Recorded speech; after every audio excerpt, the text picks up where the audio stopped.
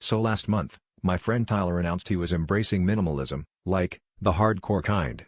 He sends us this group text: "I'm decluttering my life. Only keeping what sparks joy." I rolled my eyes, but I figured it'd mean fewer novelty mugs and less IKEA furniture, not a total lifestyle overhaul. A few days later, he invites us over to his place for board games and mindful snacks, which, for the record, turned out to be plain rice cakes. When we walked in, his apartment looked like an art exhibit about a furniture store that had been robbed. The living room was empty except for a single lamp and a potted plant that, honestly, looked like it was considering its own escape. But the weirdest part, not a single chair in sight.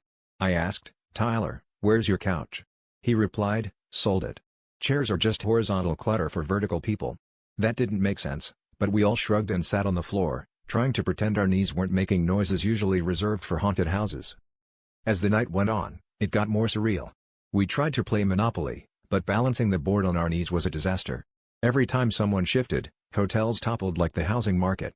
Tyler insisted this was all part of intentional discomfort. He said it builds character and fosters deeper conversations. By hour 2, we'd stopped playing and started talking about the meaning of life, the universe, and whether or not you could use a yoga block as a pillow. At one point, my friend Jess asked, "So, what's the point of minimalism if you just make everything more complicated?" Tyler replied, "It's about getting rid of what you don't need."